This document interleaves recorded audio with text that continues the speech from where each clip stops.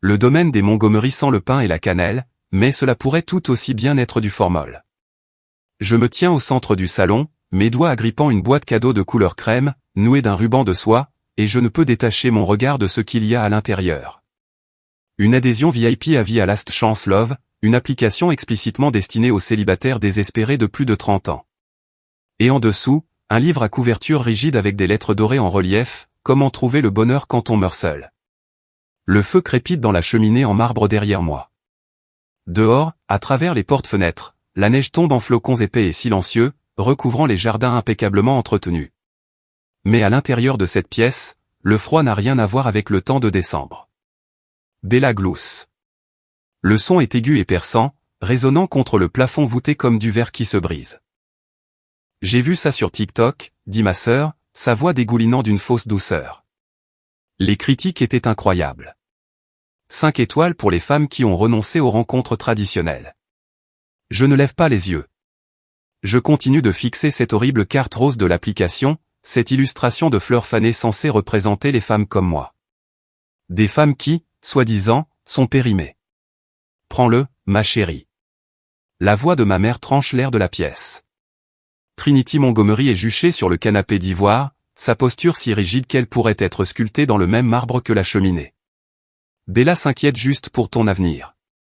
Ne laisse pas ton ego faire de toi une vieille fille pour toujours. Mon père ne dit rien. Richard Montgomery se tient près du chariot-bar, faisant tourner du bourbon dans un verre en cristal, et il étudie le liquide ambré comme s'il contenait des réponses qu'il n'a aucune envie de partager avec moi. Son partenaire en affaires, Harrison Sterling, s'agite, mal à l'aise, dans le fauteuil en cuir à côté de lui. Preston Sterling, le fiancé de Bella, examine son téléphone avec une concentration soudaine et intense. Je referme la boîte. Lentement. Mes mains ne tremblent pas, même si quelque chose à l'intérieur de ma poitrine semble se fissurer. 8 mois. Cela fait 8 mois que j'ai envoyé ces invitations, 8 mois que j'ai passé 3 soirées à ma table à Austin, à choisir le papier cartonné parfait, à nouer des rubans de velours à la main. Un papier de 300 grammes, du genre qui murmure la qualité quand on le tient. Nat m'avait observé depuis l'embrasure de la porte, les bras croisés, une expression prudente sur le visage. « Tu es sûr que tu n'as pas besoin de les appeler ?» avait-il demandé. J'avais lissé un autre ruban, mes doigts façonnant la soie en un nœud parfait. Ce sont mes parents. Il ne manquerait ça pour rien au monde. Ce souvenir reste coincé dans ma gorge comme une pierre. J'avais retardé la cérémonie de 30 minutes, fixant ces 2 chaises vides au premier rang, réservées pour papa, réservées pour maman. Les écriteaux que j'avais peints moi-même sur de petites plaques de bois, décorées de fleurs sauvages, parce que ma mère avait un jour mentionné qu'elle aimait les pâquerettes. C'était il y a 7 ans. Mais je me souviens. Je me souviens de tout ce qu'ils ont oublié. Alors ? Bella se penche en avant sur le canapé, ses cheveux blonds tombant en cascade sur une épaule, dans un mouvement savamment calculé. Sa bague de fiançailles capte la lumière du feu, un diamant de 3 carats qui a coûté plus cher que mon mariage tout entier. Tu ne vas pas dire merci ? Les mots restent bloqués dans ma gorge. Une partie de moi veut crier. Une partie de moi veut fuir par ces immenses portes en chaîne, comme je l'ai fait tant de fois auparavant, retourner à l'aéroport, et rentrer à Austin où Nat est probablement en train de réchauffer des restes de nourriture thaïlandaise, se demandant si je vais bien. Mais je suis si fatigué de fuir. Harrison Sterling s'éclaircit la gorge. Peut-être devrions-nous passer à table, suggère-t-il, sa voix soigneusement neutre. Je crois que les traiteurs ont tout préparé dans la salle à manger. Le sourire en coin de Bella s'élargit. Elle sait qu'elle a gagné cette manche. Elle gagne toujours. Sauf que cette fois, quelque chose en moi ne se brise pas. Ils seront. Pas mon cœur, qui se brise dans cette maison depuis que je suis assez grande pour comprendre que certains enfants sont chéris, et d'autres tolérés. Non. Ceux qui seront est quelque chose de plus dur. Les chaînes que je traîne depuis 29 ans. Celles étiquetées bonne fille, la deuxième meilleure, et peut-être si tu fais plus d'efforts. Je lève les yeux, mon regard croise celui de Bella, et je vois son expression triomphante vaciller, ne serait-ce qu'un instant. Il y a quelque chose sur mon visage qu'elle ne reconnaît pas. Quelque chose de froid, de net, et de définitif. Merci, Bella, dis-je. Ma voix est douce, presque agréable. Je le garderai très précieusement.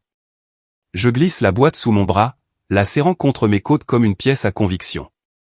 Car c'est exactement ce que c'est. Trinity fronce les sourcils. Caroline, ne sois pas dramatique. C'est juste un cadeau attentionné. Oh, je sais. Je souris.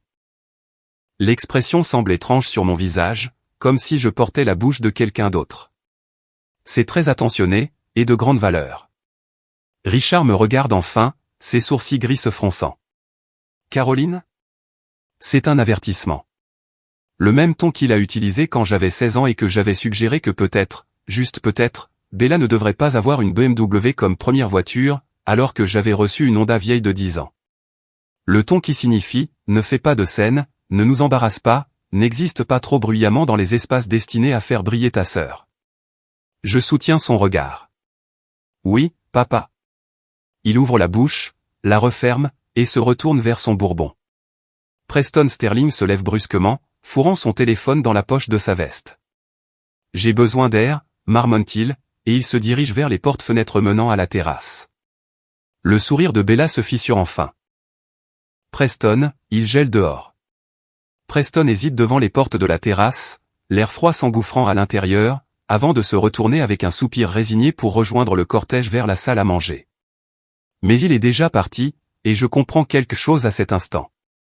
Il est mal à l'aise. Il devrait l'être. N'importe quelle personne décente le serait. Allons-y. Harrison fait un geste vers la salle à manger, son malaise palpable dans la raideur de ses épaules.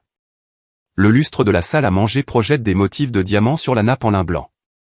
Trinity tapote sa cuillère contre son verre à eau en cristal, le son fendant le murmure de la conversation polie comme une lame. Avant de commencer, annonce ma mère, sa voix calibrée pour un auditoire, je voudrais porter un toast à cette saison très spéciale, l'année de la mariée. Je regarde Bella se redresser sur sa chaise, son sourire étudié s'épanouissant sur son visage, comme si elle avait attendu ce signal toute sa vie. Ma plus jeune fille, continue Trinity, désignant Bella avec son verre de vin, se mariera en février prochain, lors de ce que je ne peux décrire que comme un événement royal moderne. 300 invités. La salle de bal du Four Seasons, une robe qui a nécessité 6 mois de création. Preston s'agite à côté de Bella, la mâchoire crispée. Harrison Sterling étudie sa fourchette à salade avec l'intensité d'un archéologue examinant un artefact. Bella a toujours su comment faire les choses correctement, dit Trinity, et le mot correctement atterrit sur ma peau comme une gifle. Avec grâce. Avec considération pour la famille. Mon père lève son bourbon en signe d'approbation. Il ne m'a pas regardé depuis que nous nous sommes assis. Je coupe mon filet mignon. Le couteau glisse à travers la viande sans presque aucune résistance, mais ma main semble soudée aux manches. Trinity pose son verre avec un déclic délicat. Son regard se tourne vers moi, et je reconnais cette lueur dans ses yeux. Elle s'apprête à faire son numéro. Bella est casée, dit-elle, son ton dégoulinant d'une préoccupation fabriquée. Mais toi, Caroline? Tu approches de la trentaine. Tu ne peux pas prévoir de vivre avec des plantes pour toujours, n'est-ce pas? La table devient silencieuse. Même le personnel du traiteur, qui remplit les verres d'eau près du buffet, semble se figer en plein geste. Quand sera-ce ton tour? Demande Trinity. La question flotte dans l'air comme de la fumée. Je sens le regard de Preston se poser sur moi, puis s'en détourner. Harrison s'éclaircit la gorge mais ne dit rien. Bella se penche légèrement en avant, son expression arrangée pour ressembler à de l'intérêt fraternel, si on ne la connaissait pas. Mais moi, je la connais. Je vois l'anticipation dans la façon dont ses doigts se crispent autour du pied de son verre. Elle attend que je m'effondre, que je bafouille, que je trouve une excuse sur le fait de me concentrer sur ma carrière, ou de ne pas avoir encore rencontré la bonne personne. Je pose mes couverts, et le tintement du métal sur la porcelaine semble plus fort qu'il ne le devrait. Je ne suis pas célibataire, mère. Les mots sortent calmes, stables, comme si je commentais la météo. Trinity cligne des yeux. Pardon? Je suis marié depuis 8 mois. Le visage de ma mère passe par 3 expressions distinctes en l'espace de 2 secondes, confusion, incrédulité, rage. Menteuse. Le mot explose de sa bouche avant qu'elle ne puisse le retenir. Sa main s'abat sur la table, faisant cliqueter l'argenterie. Pourquoi personne ne serait au courant? Tu t'es mariée en secret à Vegas, n'est-ce pas? C'est pour ça que tu as été si distante? Je ne me suis pas marié à Vegas. Le visage de Bella a pâli, mais elle se rétablit vite. Elle le fait toujours. Tu inventes des histoires pour gâcher ma fête de fiançailles? Sa voix se brise parfaitement, trouvant ce juste milieu entre la blessure et l'incrédulité. Tu as toujours été jalouse de moi, Caroline, mais là, c'est pathétique, même pour toi. Elle se tourne vers Preston, sa main trouvant son bras. Tu peux croire ça. Mais Preston me regarde, son cerveau d'avocat faisant clairement des calculs que je ne peux pas tout à fait déchiffrer. J'ai envoyé des invitations, dis-je. Ma voix n'a pas changé de ton. J'ai l'air presque ennuyé, ce qui est étrange car mon cœur martèle mes côtes comme s'il essayait de s'échapper. Par FedEx en 24 heures, en février. Le verre de mon père heurte la table assez fort pour que le bourbon déborde. Si tu as envoyé des invitations et que tu n'as pas eu de réponse, pourquoi n'as-tu pas appelé? Son visage est rouge, la veine sur sa tempe palpite. Tu as fait ça exprès, n'est-ce pas? Pour embarrasser cette famille devant les Sterling? Et voilà. La vérité autour de laquelle je tourne depuis 8 mois, la réponse que je ne voulais pas voir, même si les preuves s'accumulaient autour de moi comme la neige contre une porte. Ils n'ont pas oublié. Ils me manipulent. En ce moment même. Devant des témoins. Réécrivant l'histoire alors que je suis assise ici, tenant les preuves dont ils ignorent encore l'existence. Le dernier fil d'espoir auquel je m'accrochais, celui que je ne savais même pas que je tenais encore, se dissout. Quelque chose change dans ma poitrine. L'architecte en moi prend le dessus, la partie qui sait lire des plans, calculer les murs porteurs, et comprendre exactement où la pression doit être appliquée pour qu'une structure s'effondre. J'arrête d'essayer de me défendre avec des émotions. Ils se fichent de mes sentiments. Ils s'en sont toujours fichés. Sous la table, caché par le lin blanc, je sors mon téléphone de ma pochette. Mon pouce trouve la conversation avec Nat. Je tape un seul mot. Maintenant. Le message s'affiche comme livré, puis lu. Je range le téléphone et reprends ma fourchette, piquant un morceau d'asperge comme si de rien n'était. Caroline. La voix de ma mère a maintenant cette qualité dangereuse. Celle qui, autrefois, m'envoyait courir dans ma chambre d'enfant. Arrête ces bêtises et excuse-toi auprès de ta sœur. Pourquoi? Je prends une bouchée d'asperge. Elle n'a absolument aucun goût. Pour m'être marié? Pour avoir invité ma famille à mon mariage? Quelle partie nécessite des excuses? Les yeux de Bella brillent de larmes qui ne sont pas encore tombées. Elle est douée pour ça, les retenant juste au bord, là où elle capte la lumière. Je ne peux pas croire que tu mentirais sur quelque chose comme ça. La veille de Noël. Je ne mens pas, alors prouve-le, aboie mon père.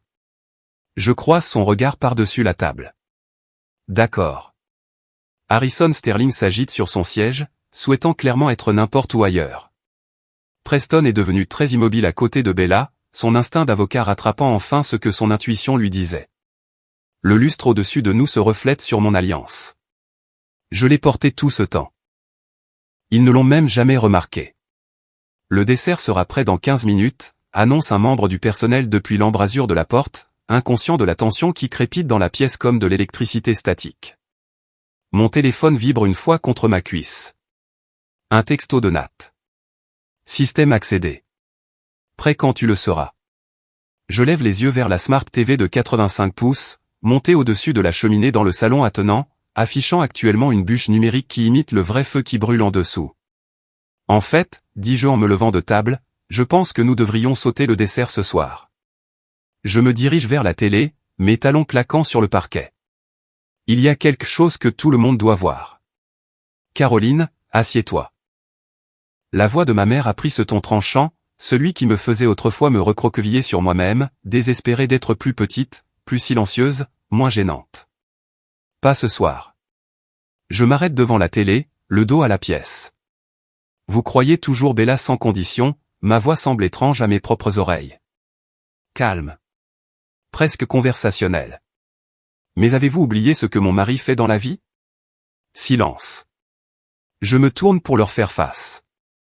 Nathaniel Vance, analyste senior en cybersécurité. Il travaille pour une entreprise qui protège les sociétés du Fortune 500 contre les violations de données. La bouche de Trinity s'ouvre. Se ferme. S'ouvre à nouveau. Je ne vois pas ce que ça a à voir avec quoi que ce soit. Vraiment? Je sors mon téléphone de ma pochette, le tenant en l'air pour qu'il puisse voir l'écran. 3 lettres y brillent. Maintenant. Envoyé il y a 18 minutes. Livré. L'écran de la télé derrière moi vacille.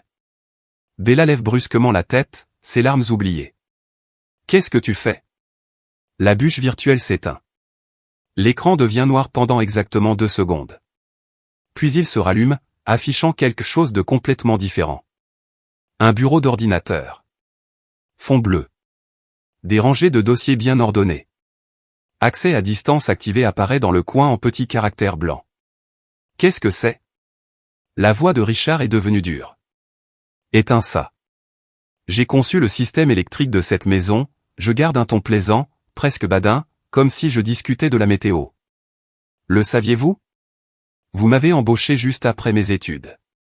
Payé en visibilité et avec des tarifs familiaux. J'ai installé chaque système intelligent, chaque caméra, chaque capteur. Je me retourne vers l'écran, regardant le curseur bouger sans que personne ne le touche. Nat, travaillant depuis notre bureau à Austin, ses doigts volant sur les touches à 3000 km de là. Le mot de passe administrateur n'a jamais été changé, je continue. Je vous avais recommandé de le changer. Vous vous souvenez? J'ai envoyé cet email. 2 fois. Harrison Sterling se penche en avant, son expression partagée entre la fascination et l'horreur. Preston est resté très immobile à côté de Bella, son cerveau d'avocat analysant clairement les implications. C'est illégal. La voix de Bella se brise. Pas de larmes cette fois. De panique. En fait, non. Je ne la regarde pas, je suis l'administratrice système officiel. J'ai un accès légal complet. Nat m'aide simplement à récupérer mes propres fichiers. Trinity se lève, sa chaise raclant le parquet. Des fichiers? Quels fichiers? Le curseur sur l'écran se déplace vers un dossier. L'étiquette fait halter Bella. Projet. Vérité. Quand vous avez qualifié ma carrière de jeu avec des plantes, dis-je doucement, vous avez oublié que je suis architecte. Les architectes planifient. Nous avons 3 coups d'avance. Nous construisons des systèmes conçus pour durer. Le visage de mon père est devenu rouge. Tu n'avais pas le droit de mettre des caméras dans notre maison sans nous le dire. Je vous l'ai dit. Ma voix reste égale. Je vous ai donné un manuel de 40 pages. Vous avez tout signé. Il y a une caméra à la porte d'entrée. Une à l'entrée latérale. Une qui couvre l'allée. Toutes déclarées. Toutes légales. Et tout est enregistré sur un système NVR professionnel dans votre cave à vin. Qu'est-ce qu'un système NVR? La voix de Trinity semble plus faible maintenant. Enregistreur vidéo en réseau. Je me tourne enfin pour la regarder. Ce n'est pas un stockage cloud qui s'efface après 6 mois. Ce sont des disques durs physiques. De qualité professionnelle. Conservation des données pendant 2 ans. Je vois la couleur quitter le visage de Bella. Elle comprend. Elle fait déjà le calcul. Comptant les mois à rebours. Tu bluffes, murmure-t-elle. Je me retourne vers l'écran. Le curseur survole le dossier. Tu te souviens du 12 février, Bella? Je demande. Ma voix est presque douce. C'était un mardi. Froid. Tu portais ton manteau en cachemire crème. Le livreur FedEx est arrivé à 10h15. Arrête. La voix de Bella s'élève. Maman, fais-la arrêter.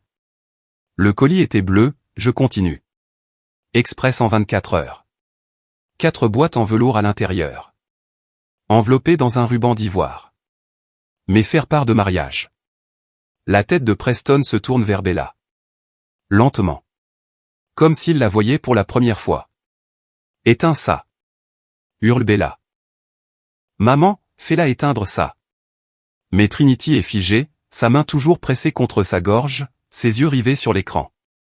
C'est trop tard de toute façon. J'appuie sur Entrée sur mon téléphone. Nat, recevant le signal, ouvre le dossier. La première image remplit l'écran en parfaite haute définition. Un reçu FedEx. La ligne de signature est clairement visible, Isabella Montgomery. Signé de son écriture distinctive et bouclée.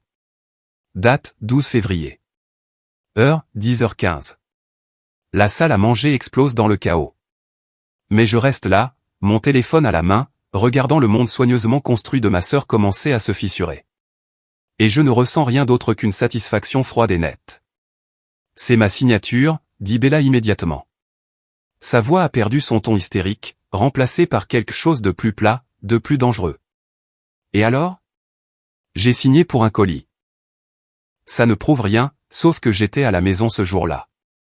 Elle se ressaisit. Plus vite que je ne l'attendais. Preuve numéro 1, dis-je, gardant ma voix égale, clinique, comme si je présentais des plans à un client difficile. Tu as signé pour un colis de Caroline et Nat Vance le 12 février. Je ne me souviens pas de chaque colis pour lequel je signe. Bella croise les bras. Nous recevons des livraisons constamment. Rien que mes partenariats de marque génèrent des dizaines d'envois par semaine. Mais Trinity se redresse. Je la vois s'accrocher à cette explication, enroulant ses mains autour d'elle comme une bouée de sauvetage. C'est vrai. L'entreprise de Bella nécessite une gestion constante des stocks. On ne peut pas s'attendre à ce qu'elle se souvienne d'une livraison au hasard, datant d'il y a 8 mois. Le curseur de Nat se déplace sur l'écran.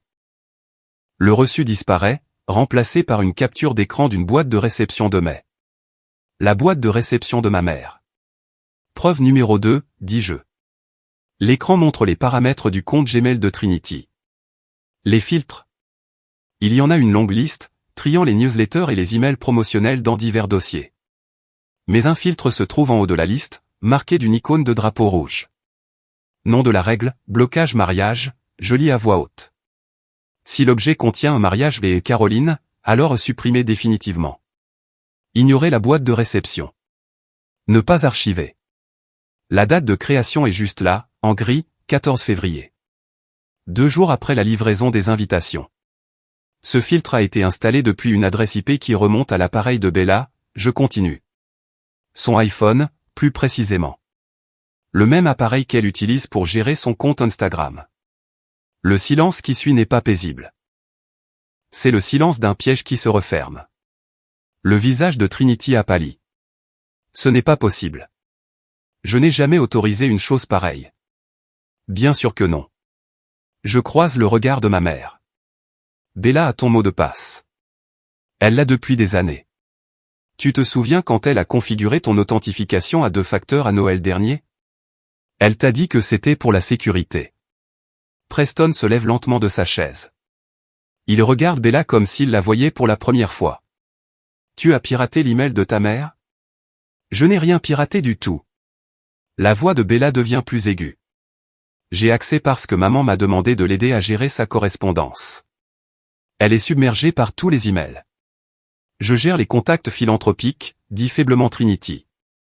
Les communications du conseil d'administration des œuvres de charité. Bella m'aide à les organiser. En supprimant les emails concernant le mariage de votre fille?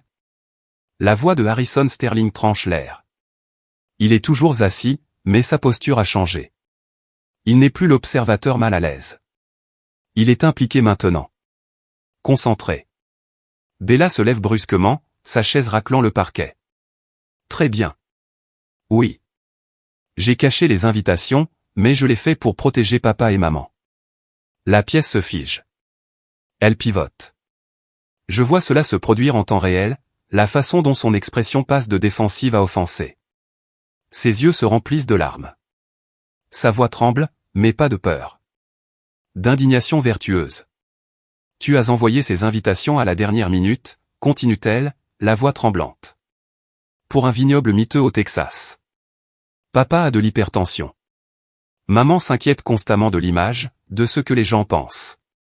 J'ai vu l'endroit que tu as choisi, Caroline. Cette esthétique de grange rustique. Et j'ai eu peur. Peur qu'il soit humilié. Peur qu'il passe tout le voyage à stresser à propos des apparences. Elle s'essuie les yeux avec le dos de la main. Alors oui. Je les ai cachés. Je les ai jetés. Je l'ai fait par amour. J'essayais de protéger nos parents de l'embarras. Trinity inspire brusquement. Je vois son expression changer, la voix s'accrocher à ce nouveau récit comme une personne qui se noie agrippant un bout de bois. Tu nous protégeais? Bien sûr que oui. La voix de Bella se brise. Caroline fait toujours les choses à sa manière, sans jamais considérer comment cela rejaillit sur la famille. Je ne pouvais pas vous laisser subir un mariage de seconde zone, juste parce qu'elle refuse de maintenir nos standards. C'est brillant.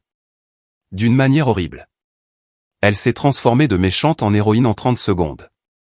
L'acte malveillant devient un sacrifice protecteur. Le mensonge devient de l'amour. Le froncement de sourcils de Preston s'accentue. Il n'y croit pas. Je peux voir le doute écrit sur son visage, la façon dont sa mâchoire se crispe. Mais mes parents s'adoucissent déjà, trouvant déjà l'explication qu'ils veulent croire. Je ne panique pas. Je ne rage pas. Je ne donne pas à Bella la satisfaction de me voir m'effondrer. Au lieu de ça, je souris. C'est un sourire plein de pitié, le genre que l'on adresse à un enfant qui essaie de vous convaincre que le chien a mangé ses devoirs, alors que vous pouvez voir les pages déchirées dans la poubelle. Les protéger, je répète doucement. C'est ton histoire? C'est la vérité. Bella lève le menton. Alors pourquoi, dis-je, chaque mot délibéré, as-tu jeté les invitations dans la poubelle de recyclage, au lieu de les cacher dans un tiroir? Bella cligne des yeux. Quoi? Si tu protégeais maman et papa, si tu t'inquiétais pour leurs sentiments, tu aurais caché les invitations dans un endroit sûr. Un endroit où tu aurais pu les récupérer plus tard si nécessaire. Tu les aurais conservées avec soin, au cas où ton plan tournerait mal. Je fais un geste vers l'écran où Nat a déjà préparé le fichier suivant. Mais tu n'as pas fait ça. N'est-ce pas? Preston se tourne pour regarder Bella. La regarder vraiment. N'est-ce pas? J'étais contrarié, dit Bella rapidement. Je ne réfléchissais pas clairement. C'est intéressant, dis-je, parce que la vidéo suggère que tu réfléchissais très clairement. Je fais un signe de tête vers l'écran. Nat lance la lecture. La qualité de la vidéo est stupéfiante. Des images parfaitement nettes de la caméra de la porte d'entrée, celle montée au-dessus de l'entrée avec une vue parfaite sur le porche et l'allée. L'horodatage indique, 12 février, 10h14. Le camion FedEx entre dans le champ. Le chauffeur en sort, portant un colis bleu. Il sonne à la porte. Bella apparaît 30 secondes plus tard. Elle porte un pantalon de yoga et un sweat à capuche court, les cheveux en queue de cheval haute. Elle sourit au chauffeur, signe sur la tablette, accepte le colis. Le chauffeur repart. Bella baisse les yeux sur le colis. Je la regarde lire l'étiquette de l'expéditeur, Caroline et Nat Vance. Son expression change. Le sourire disparaît. Quelque chose de froid et de tranchant le remplace. Elle n'a pas l'air inquiète. Elle n'a pas l'air protectrice. Elle a l'air furieuse. Bella regarde autour d'elle, vérifiant si quelqu'un la regarde. Puis elle se dirige vers le côté de la maison où se trouvent les poubelles de recyclage, derrière un écran décoratif en treillis. Elle n'hésite pas, ne s'arrête pas, n'ouvre pas le colis pour en vérifier le contenu. Elle le jette simplement dans la poubelle comme si elle jetait des ordures. Les 4 boîtes en velours que j'avais si soigneusement emballées se sont probablement écrasées sous l'impact. Les invitations que j'avais calligraphiées à la main, probablement pliées et froissées. Elle ne se retourne pas, s'essuie simplement les mains sur son pantalon et rentre à l'intérieur. La vidéo se termine. La salle à manger reste silencieuse. Même le feu dans l'âtre semble retenir son souffle. Le visage de Preston est devenu vide. Soigneusement, délibérément vide. L'expression de quelqu'un qui regarde tout son avenir s'effondrer. Voilà ta protection, dis-je doucement. Voilà ton amour. La salle à manger retient son souffle. Je vois le visage de Preston passer par des expressions trop rapides pour être nommées, confusion, réalisation, dégoût. Il se lève si brusquement que sa chaise racle le parquet, le son assez vif pour faire sursauter ma mère. Tu as jeté les invitations de mariage de ta sœur à la poubelle? Sa voix est calme, ce qui la rend en quelque sorte pire. Parce que tu avais peur de partager la vedette? Bella tend la main vers son bras. Preston, je peux expliquer. Il se dégage de son contact. Tu lui as offert un livre sur le fait de mourir seul, alors que tu savais qu'elle était mariée? Il regarde Bella comme s'il la voyait pour la première fois. C'est peut-être le cas. Je ne peux pas épouser un monstre. Le mot reste en suspens dans l'air. Monstre? Le visage de Bella se décompose. Tu ne comprends pas, elle a toujours aimé Preston et déjà en mouvement. Il retire la bague de fiançailles de son doigt avec une telle force que je suis surprise que l'anneau ne se plie pas. Le diamant de 3 carats capte la lumière du lustre une dernière fois avant qu'il ne la pose sur la table, avec un clic délibéré qui résonne comme un coup de feu. C'est fini, dit-il. Ma mère se lève d'un bond. Preston. Ne sois pas si prompt. Bella a fait une erreur, mais sûrement une erreur? Le rire de Preston est dur. Madame Montgomery, votre fille a commis une violation du secret de la correspondance. Elle a saboté le mariage de sa propre sœur. Elle m'a menti en face pendant 8 mois. Il secoue la tête. Je voulais me marier dans une famille intègre. Clairement, je me suis trompé sur ce que j'allais trouver ici. Harrison Sterling se lève à côté de son fils, son expression taillée dans le granit. Il se tourne vers mon père, qui n'a pas bougé de son siège, dont le visage a pris la couleur d'un vieux journal. Richard. La voix de Harrison porte le poids de 40 ans d'affaires. J'ai toujours cru qu'un homme qui ne peut pas gérer sa maison, ne peut pas gérer une entreprise. Le verre de bourbon de mon père s'arrête à mi-chemin de sa bouche. Votre fille est trompeuse, Harrison fait un geste vers Bella. Votre femme la couvre. Il regarde ma mère, dont la bouche s'ouvre et se ferme sans un son. Et vous êtes irresponsable. Son regard se pose à nouveau sur mon père. Le projet de fusion du mois prochain? Considérez-le comme annulé. Le groupe Sterling ne fera pas affaire avec la famille Montgomery. Les mots atterrissent comme des coups physiques. Je vois le visage de mon père se vider du peu de couleur qui lui restait. Cette fusion devait être son couronnement, l'accord qui cimenterait son héritage. 50 millions d'euros de contrat. Un partenariat qui aurait doublé la portée de son entreprise. Disparu. Harrison, s'il te plaît. Mon père retrouve enfin sa voix. Nous pouvons en discuter en privé. Sûrement il n'y a rien à discuter. Harrison pose sa main sur l'épaule de Preston. Nous partons. Bella explose de sa chaise. C'est de ta faute? Elle se tourne vers moi, le visage tordu de rage. Tu as tout gâché. Je vais te détruire. Je vais dire à tout le monde ce que tu as fait, comment tu as manipulé le nom. Le mot sort doucement, mais il l'arrête en pleine phrase. Je me lève lentement, lissant ma robe. Tu ne le feras pas, regarde-moi faire. La voix de Bella monte vers l'hystérie. J'ai 2 millions de followers. Je sais que la loi du Massachusetts interdit l'enregistrement audio secret. Je garde ma voix égale, conversationnelle. Donc la vidéo du dîner de ce soir reste privée. Je ne la publierai pas. L'expression de Bella se tourne vers le triomphe, pensant qu'elle a trouvé une issue de secours. Cependant, je fais une pause, laissant les mots s'installer. La vidéo de surveillance où tu jettes ce colis FedEx? C'est la preuve d'une violation du secret de la correspondance fédérale. Titre 18, Code des États-Unis, section 1708. Jusqu'à 5 ans de prison fédérale. La couleur quitte le visage de Bella. Si tu oses dire un seul mensonge sur moi sur les réseaux sociaux, cette vidéo et une plainte iront directement à la police et à tes sponsors de marque.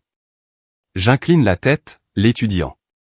Je me demande ce que Dior et Cartier penseront de leur ambassadrice faisant l'objet d'une enquête pour crimes fédéraux. Bella s'effondre dans sa chaise. Le son qui sort d'elle n'est pas tout à fait un sanglot, pas tout à fait un cri. C'est le son du monde soigneusement construit de quelqu'un qui implose. Ma mère est assise, figée, les mains jointes sur ses genoux. Mon père fixe la table comme si les veines du bois contenaient des réponses. Je saisis la boîte cadeau couleur crème, celle qui contient cette horrible adhésion à l'application et ce livre cruel que j'ai posé sur la table. Je la prends à 2 mains et contourne la table. Bella sursaute quand j'approche, comme si je pouvais la frapper. Je pose la boîte directement devant elle, juste à côté de la bague de fiançailles abandonnée de Preston. Garde-la, dis-je. Tu en as plus besoin que moi maintenant. Les mots ont le goût de la liberté. Je me tourne vers la porte. Harrison et Preston sont déjà dans le hall, prenant leur manteau. En passant devant Harrison, il me fait un simple signe de tête. Du respect, peut-être. Ou de l'approbation. Peu importe. Derrière moi, j'entends la voix de ma mère, faible et désespérée. Caroline, attends. On peut arranger ça. On peut. Mais je marche déjà. À travers le hall, devant l'escalier en marbre où Bella et moi posions pour les photos de Noël quand nous étions enfants, à travers les immenses portes en chêne qui se referment derrière moi avec un bruit sourd, final et définitif. L'air de décembre me frappe le visage comme de l'eau froide. Propre. Vif. Réel.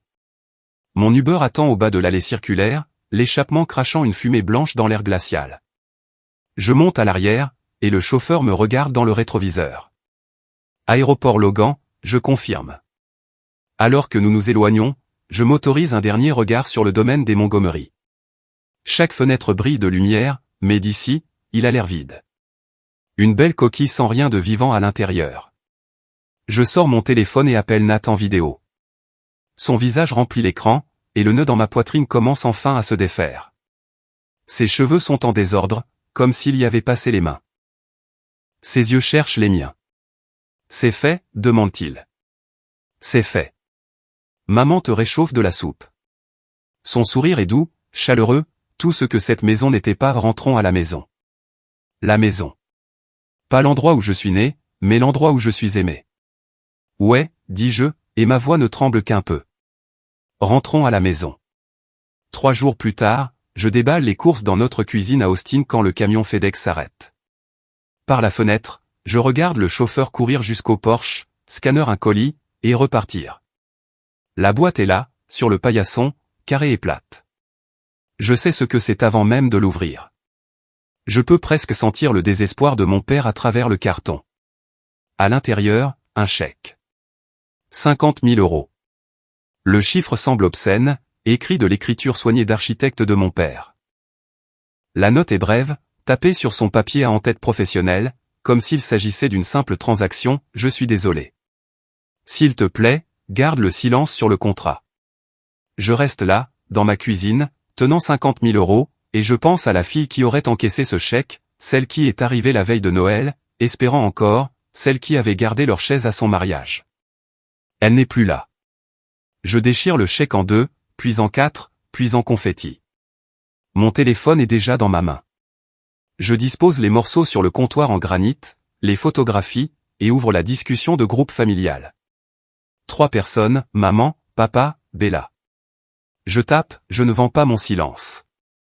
Je vous l'offre gratuitement, en guise de cadeau d'adieu. Ne me contactez plus. Mon pouce survole le bouton d'envoi pendant peut-être 3 secondes. Puis j'appuie. Le message s'affiche comme livré. Puis lu. Quelqu'un commence à écrire. S'arrête. Recommence. Je n'attends pas de voir ce qu'ils diront. Je fais défiler jusqu'en haut de la discussion, appuie sur l'icône des paramètres, et trouve les mots que je cherchais. Quitter le groupe. Êtes-vous sûr, eux? Je n'ai jamais été plus sûr de quoi que ce soit. Quitter. Le réveillon du Nouvel An arrive, enveloppé dans la pluie de Seattle et l'odeur du fameux rôti de Meredith. La famille de Nat s'entasse dans leur salon, riant, se disputant sur le film à regarder avant le décompte. Sa sœur vole la télécommande. Son neveu renverse du jus de raisin sur le tapis. Sa mère me serre fort dans ses bras, et je sens le poids de la broche en saphir sur son manteau contre mon épaule. Réel. Solide. Un véritable héritage de famille, transmis avec amour plutôt que par obligation. Viens, dit Nat en me prenant la main. Allons prendre l'air avant les feux d'artifice. Nous sortons sur le porche arrière. La Space Needle brille au loin, et la ville bourdonne de célébration. Nat passe son bras autour de ma taille, et je me penche contre lui, respirant la pluie, le cèdre et la liberté. Des regrets, demande-t-il doucement. Je pense aux chaises vides, aux invitations cachées, aux cadeaux cruels, aux chèques déchirés en morceaux. Pas un seul. Le premier feu d'artifice explose au-dessus de nos têtes, des étincelles dorées sur un ciel noir. La famille de Nat applaudit de l'intérieur, et à travers la fenêtre, je peux les voir lever leurs verres, s'étreignant les uns les autres. Je ne suis plus la fille Montgomery. Je suis Caroline Vance, architecte de paysage et maintenant, enfin, architecte de ma propre vie. J'ai arraché les mauvaises herbes. J'ai brûlé la pourriture. Et ici, dans ce jardin que j'ai choisi, quelque chose de réel est en train de pousser.